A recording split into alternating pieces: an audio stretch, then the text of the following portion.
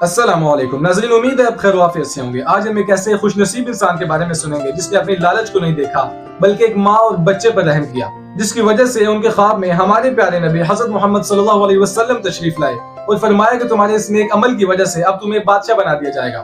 تو آئیے سنتے ہیں اس خوش نصیب انسان کا واقعہ قاری اجمل رضا صاحب کی زبان سے۔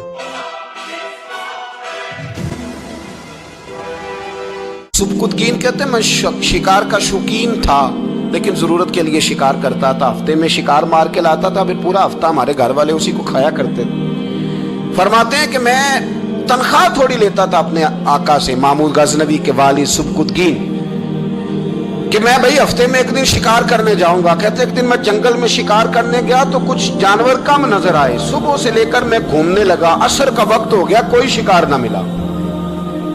اب میرے دل کے اندر یہ ڈر تھا کہ اگر مغرب مجھے یہیں ہو گئی تو مجھے کوئی درندہ کوئی جانور پریشان کرے گا۔ اسی پریشانی کے عالم میں میں دائیں بائیں دیکھ رہا تھا کہ ہرنی کا ایک بچہ مجھے نظر آیا۔ میں نے جھٹ سے وہ ہرنی کا بچہ ہی اٹھا لیا کہ آج یہی شکار کروں گا۔ کہتے ہیں میں نے اسے گھوڑے کے آگے رکھا، اپنے آگے گردن کی جانب، اور میں نے گھوڑے کی لگامیں اس تیزی سے گھمائی کہ سر پٹ گھوڑا دوڑایا تاکہ مغرب سے قبل میں شہر میں پہنچ جاؤں، یہ جنگل کا علاقہ گزر جائے۔ کہتے ہیں میں بڑی گرمی تھی، بڑی پیاس لگی، پر پانی نہ پیا نہ گھوڑے کو پلایا۔ سر پٹ دوڑایا اس ڈر سے کہ کہیں ایسا نہ ہو کہ میں جنگل میں مجھے شام ہو جائے۔ کہتے ہیں جب میں شہر سے باہر پہنچ گیا تو مغرب کا وقت بھی شروع ہو گیا۔ کہتے ہیں ابھی میں پہنچا ہی تھا، میں نے وہاں گھوڑے کو روکا، خود بھی پانی پیا، جانور کو بھی پلایا۔ کہتے ہیں ذرا میں نے آنکھ اٹھا کے دیکھا تو جس ہرنی کا میں بچہ لایا تھا وہ بھی دوڑتی ہوئی میرے پیچھے آ گئی۔ کہتے ہیں وہ پیچھے میرے کھڑی ہے، پتہ نہیں کہاں سے بیچاری دوڑی۔ میرا تو گھوڑا تھا اور میں نے تو سانس بھی نہیں لیا۔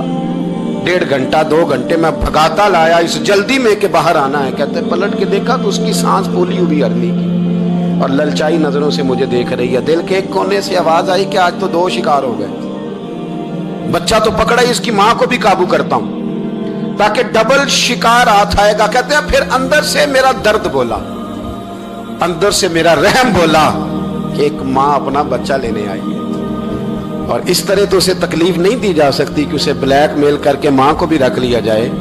کہتے ہیں جب میں نے اس ہرنی کی طرف دیکھا تو اس کی نظروں میں سوال تھا، اس کی نظروں کے اندر سوال تھا، کچھ مانگ رہی تھی۔